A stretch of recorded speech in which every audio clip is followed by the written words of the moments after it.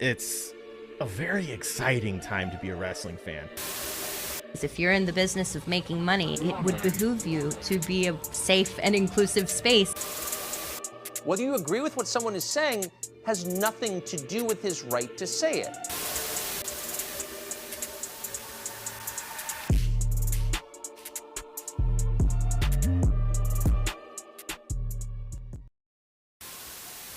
This was all the protection we needed. You win some, you lose some. But you live to fight another day. My life was in danger. Oh, man. Terminated Phil Brooks, CM Punk, for cause. And it endangered people backstage. That includes the production staff, the people who help put the show on every week, innocent people who had nothing to do with it.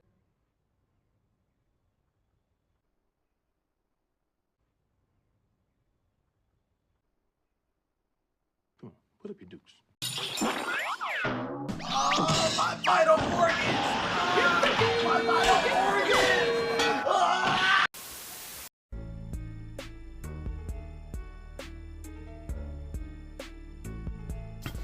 What's up, y'all? My name is Devontae, and I sacrificed my time so you don't have to. Can I have a heart-to-heart with you guys real quick? And I'm gonna try my very best to be as considerate as possible, especially to today's generation, because I know you're gonna probably look at this video as me shitting on your generation, honestly. And this is for any video that I've done in the past also. I've never deliberately went out of my way to like shit on your generation, unless I'm like joking around.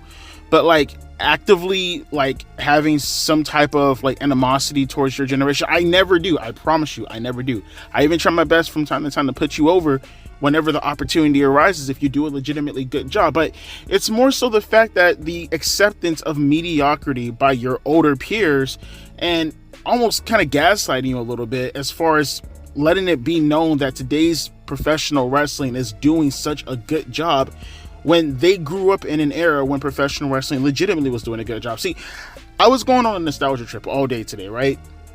Whether you're talking about the post for Cartoon Network, I went back to go watch a shit ton of cartoons earlier, probably up until like maybe 2 or 3 hours ago, because I'm off today. And like I was just binging a bunch of shorts from Tom and Jerry, a bunch of shorts from Huckleberry Finn, a bunch of short, Quick Draw McGraw, just on this huge fucking tirade of compilation videos. So I was watching some Looney Tunes thrown inside there, because how would I put this? Right below professional wrestling, and honestly more so than my love for playing guitar, punk rock music, is cartoons. I'm a huge gigantic huge mark for cartoon shows of any type, whether you're talking about anime, whether you're talking about legitimate hand-drawn animation, doesn't matter. The only ones that I really don't like and I kind of resent a little tiny bit is 3D animation, but outside of that, I'm a huge fan of that kind of stuff, right? And I'm watching all this stuff, and that was half the reason why I made the community post earlier. I'm bringing this all together, bear with me. Is when I dropped that community post just to kind of like reminisce to a certain degree. It was almost like an outlet.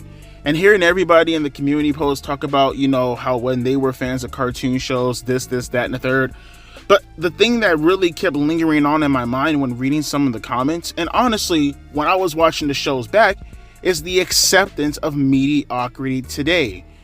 The traditional concept of understanding how cartoon shows worked back then, and to just take everything that made cartoon shows fun and just ruin all of it, blatantly destroying it. I'm not just talking about the animation. That in itself is already, blasphemous in its own right. But I mean more so just taking the concept of what made cartoon shows so fun and just ruining it. Just all the engagement that you would have as a child watching these shows, and them taking their bullshit activism and just fucking interjecting it into fucking everything, and you ruin the innocence of cartoon shows. You take away the fun from it with the slapstick and the actual humor of it, and it's like, why did you do that? Why? What was the point in that? It's not even to say, people say all the time, oh, you have people who are living in the clouds, people who are shouting at the clouds, oh, old man this, old man that. You don't understand. I'm not against anything new, but you can't get rid of the ingredients and still try to call it that thing. You get what I'm trying to say? Like, bruh, if I'm specifically looking to drink some milk, the last thing I need to see inside of my milk is pepperoni. I do not want to see pepperoni in my milk. I do not want to see noodle seasoning inside of my fucking milk. That's gross. And for you to tell me what's gross is a new idea, that's my problem. That's my problem. And to tie this in with the professional wrestling, I look at WrestleMania coming up on the horizon right now, right? And this can go to AEW also. And I ask myself, I'm looking at people like Cody Rhodes. I'm looking at people like Seth Rollins. I'm looking at people like Roman Reigns. I won't say The Rock. I honestly can't say The Rock because The Rock is doing the burden of the actual pulling of the cart going into WrestleMania right now, making this even remotely fucking entertaining, no matter what you say. Opinions be damned. You want to fucking go back and forth? Let's talk about the numbers. That's just facts. The Rock is the one carrying all these segments, whether you like him, whether you hate him. That's your prerogative in the end of the day.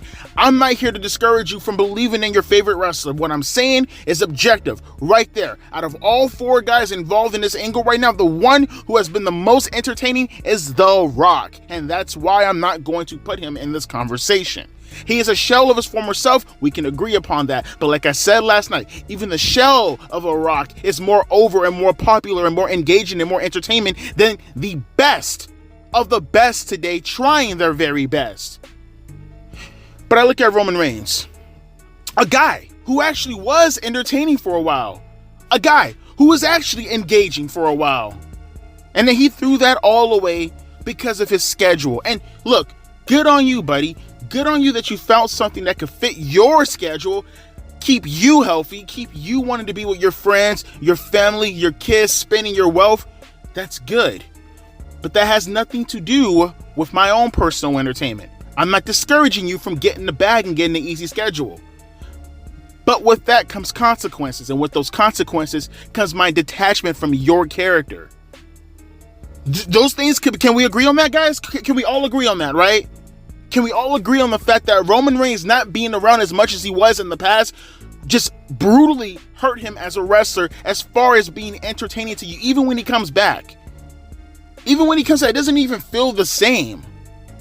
Not to mention the long title run, which, by the way, doesn't bother me. Long title runs don't bother me. I don't care what fucking hangs over your shoulder as long as what you're doing on television is entertaining. And Roman Reigns, for the past couple, actually the entire past year or so, has not been that. Not since WrestleMania. He may have, like, you know, little splinters of actually showing something worth a damn, like a bit during the Jey Uso arc that he did over the summertime with Jimmy Uso and the rest of them. But that wasn't enough. At least not enough to cover up the stink that he actually permeated from his body throughout 2023. Oh, and don't get it twisted. We go to Raw, the other two competitors involved in this match, Seth Rollins and Cody Rhodes. Let's talk about them for a minute also. Seth Rollins. This dude, and look, I understand what he's trying to do. I admit, I look at his struggle as being a world champion blatantly underneath the real world champion, that being Roman Reigns. And I can understand how that can actually have a legitimate effect on your psyche. No shoot or no kayfabe in real life. Someone's psyche. Imagine trying your very, very best to do a job at your job, but you're clear as day seeing the person who is supposed to be on your level, because you're both world champions, getting treated completely different from what you're doing, even though you know for a fact you're doing like 90% of the work that he is doing. But he happens to be who he is, so therefore he gets the accolades compared to you who are busting your ass, injuring yourself left and right, versus you who has to actually suffer that. I get it mentally. But guess what? There are ways to rectify that. There are ways to switch that. This character ain't it. This character, no one takes seriously. All right, you come off as a schizo with your constant giggling and fucking walking around with your stupid ass outfits on, and then in every fucking segment you take your shades off and you get super duper serious after acting like a fucking clown for like 30 minutes of the fucking show. And he does that every week. Maybe, just maybe, I feel a little bit more considerate towards the character if it wasn't such a fucking heel turn in every fucking segment that he fucking does. 1 minute he's giggling and he's fucking laughing. The next minute he's taking off his shades and he's getting serious, and he does it in every segment. It's not getting serious once in a while. No, it's in every fucking segment, as if, whoa, there he goes. He's getting a second. But here's the problem. The serious aspect of the Seth Rollins character actually does work. That's the problem. It does work. The thing is, you need to find a character that's not annoying. If you're going to continue being a face, it has to be something that's not annoying. Something that does engage. There's that word again, engage with the audience without thinking that you're a complete joke. Because look at what's happening now.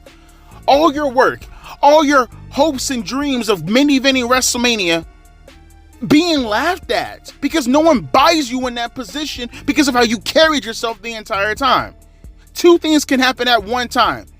From a work standpoint, I can understand how he feels as far as being used in this manner, being buried every fucking segment, even though he's putting his body on the line, being handcuffed probably initially because of the character that he's currently having to portray right now at the moment. I get it. I wouldn't be surprised if almost everything dealing with Seth Rollins is handcuffing him at every fucking step of the way. But it's up to you to get around that, and it's up to you to present yourself as someone not even honorable. I don't want to say that. Not even worthy. I don't even want to say that. Damn it, bro. Just present yourself in front of an audience that will actually appreciate you. Would you appreciate? If Seth Rollins is even remotely listening to this, which I fucking doubt, I can't believe in a million years that Seth Rollins at the age of 16 will look at Seth Rollins right now and say, holy shit, that guy is cool over The Rock.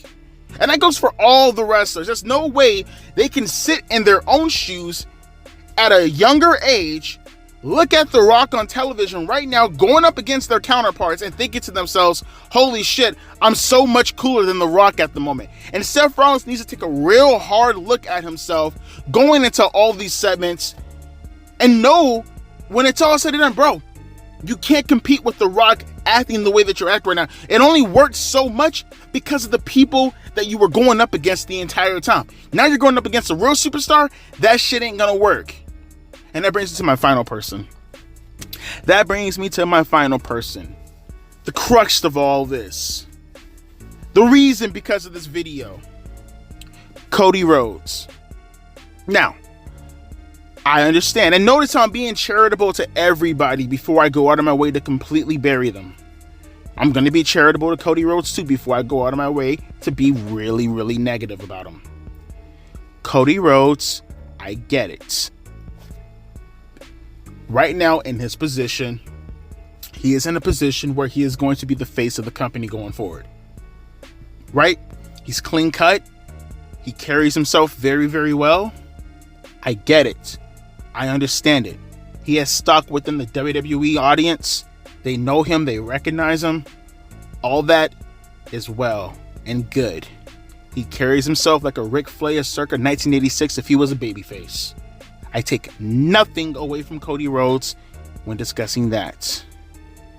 Now we get into the negatives.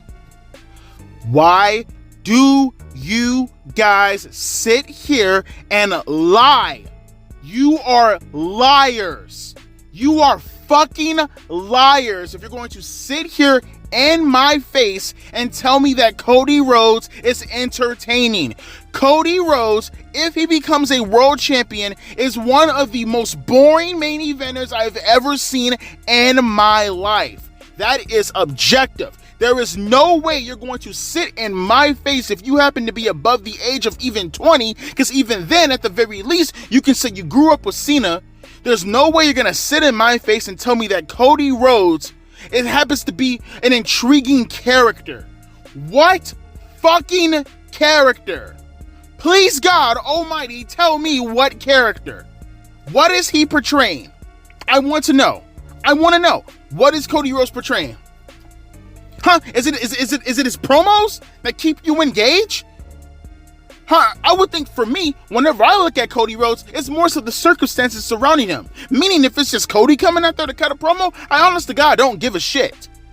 But when it's Roman on the opposite side, okay, well, maybe some news can come out of it. When The Rock is across from him, okay, cool. When Brock Lesnar is across from him, okay, cool. But when it's just Cody, No. See, this is the same. See, and this is the fucked up part about it that no one really wants to talk about. No one really wants to engage with. Cody Rhodes as a mid-carder was more entertaining than Cody Rhodes as a main eventer currently.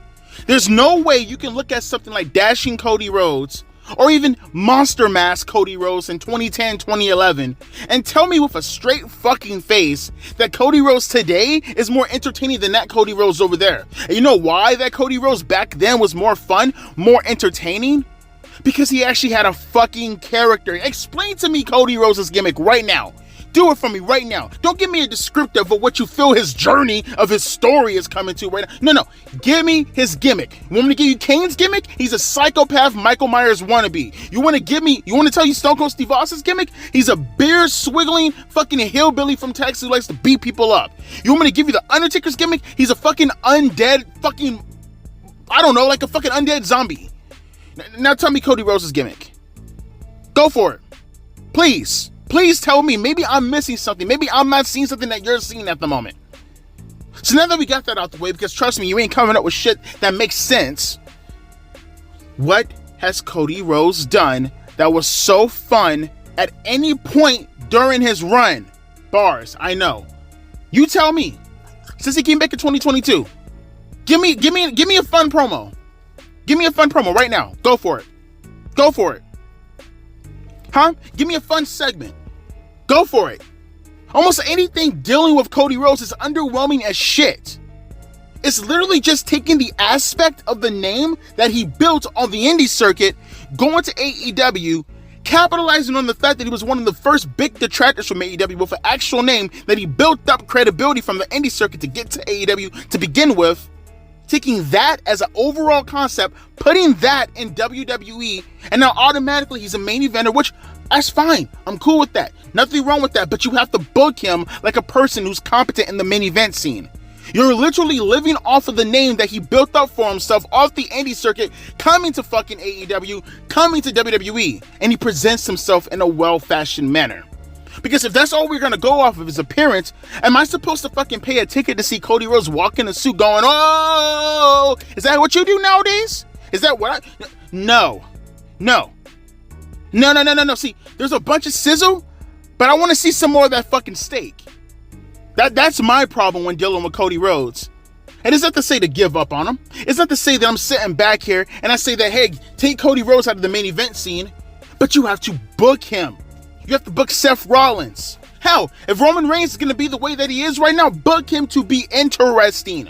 None of this right now going up against The Rock is interesting at all. It's literally just The Rock and himself carrying. And by the way, let me repeat myself one more time. This is not to say that The Rock right now is the best thing going at the moment. It's just in comparison to the rest of the fucking Rock, him at his shittiest, like I said earlier, is better than them at their best.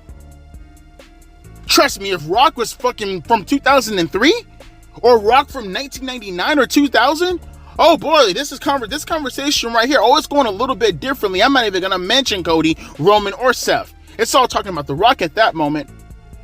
But even like I said, a dumbed down Rock is better than these three dweebs at the moment, because that's what they are. They're dweebs. They're dweebs. Look at SmackDown last night. What rebuttal can Cody and Seth legitimately have at The Rock that makes any legitimate sense compared to what The Rock has said about them? Oh, we're going to get another fucking midlife crisis joke? Huh, we're going to get another fucking diarrhea joke? Congratulations. You played yourselves. So all The Rock has to do is legitimately shoot from the hip and say what the fuck the most of us are saying at the moment right now that nobody is paying attention to because you guys accepted mediocrity. That's the problem in the end of the day. You accepted mediocrity. You accept the mediocrity or you don't know what greatness is. Which one is it? Help me understand right now because I feel like there's a bit of a disconnect right now. And don't get it twisted, Roman Reigns is in that same fucking category when it comes to mediocrity in comparison to his counterparts. Because here's the thing. It's not to say that Roman Reigns wasn't on the path of achieving the same status of The Rock. Maybe not to the same degree, but at the same time, the same stratosphere. The same stratosphere, right? And he threw it all away because of his own personal aspirations as far as keeping his body healthy and wanting to chill with his family. Nothing wrong with that. Like I said, with great success comes consequences sometimes. But it is what it is. And he's in the same purgatory as the other two losers who you're trying to present in front of me. And like I said, every SmackDown you watch, every build-up you watch, all three of them look exponentially just out of their fucking field, out of their league. They are little bro. All of them are little bros to The Rock at his worst. Make that make sense. Oh, you can't make it make sense? Let me make it sense for you. Like I said, mediocrity. You know, I brought up the Kane and Shane segment on my community post earlier. You know, it was actually really, really fun to go back and watch. Not just the actual growth of character development when dealing with Shane McMahon trying to get his revenge on behalf of his mom, who was tombstoned by Kane because he's a monster. He's evil for taking off of his mask. I went back to go watch that dinner segment with Shane and Kane. You know, it was so fun to go back and watch. Listen to people like Jim Ross and Jerry Lawler. Notice how you had the build up until the actual sitting down to Shane. Table for two. Never mentioning the name. Probably had like 2 or 3 segments before Kane actually came and sat down. And when they showed Kane, you hear JR, oh, it's Kane! It's Kane! The audience audibly gasping. Go watch that fucking video. I wish I could post it here, but I don't want to get copyright strike. Go back and watch that video. You can hear the audience audibly gasp, watching Kane enter the shots. And then Shane telling him to take a seat. Little small things like that, building up throughout the night, multiple segments. That's when you start to attack an AEW, because WWE, they're bad at it. They're nowhere near as good as they used to be at it, but they still sometimes know how to do the linear storytelling. They just choose not to do it at times. But notice the attachment. No one wants to see no stupid fucking match. We want to see Shane, and we want to see Kane, and we want to see how this is going to play out, building up at the Survivor Series that week, coming up on that Sunday. And it was awesome. The dialogue was awesome. The characters presented to you because of their history was awesome. The reasoning was awesome. The sell job from commentary, telling a story better than any fucking competitors in the ring today, was awesome. That's what I want to see going into WrestleMania. For the main event, for the WWE Championship, I want to have reasons. Reasons that don't include you slapping a guy, talking shit about his fucking mom, and these 3 goddamn losers who can't even be bothered to show up. If you leave it up to kayfabe, they can't even be bothered to show up. Letting The Rock diss them every chance they fucking get. Main eventing women matches that have no business main eventing over your actual fucking main talent. I don't want to see that. I want to see legitimate build, legitimate reasoning. Cody Rhodes showing up to SmackDown, having a reason to be there because of what happened on Raw, probably. Looking for The Rock, but he can't find him. Fighting people backstage, just anything. Besides watching fucking Tweedledee and Tweedledum here have a fucking 15-minute match or a 10-minute match, even if it went 5 minutes. Building up into WrestleMania, and then you trying to tell me this shit is entertaining. No, it was entertaining when we were in Las Vegas.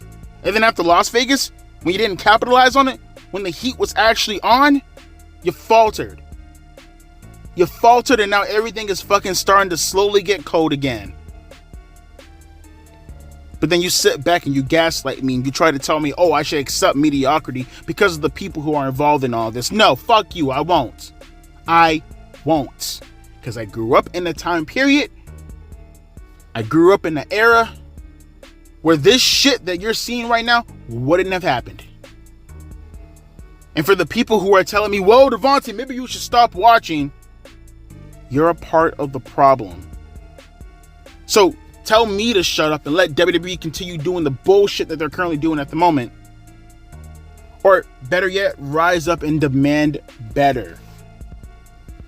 Demand better. Demand better. Yo, WrestleMania season is heating up right now, and I'm being very, very sarcastic at the moment. Let me know your thoughts down in the comment section below. As always, my name is Devontae, and I'll be catching you guys later. Deuces, P. Ice.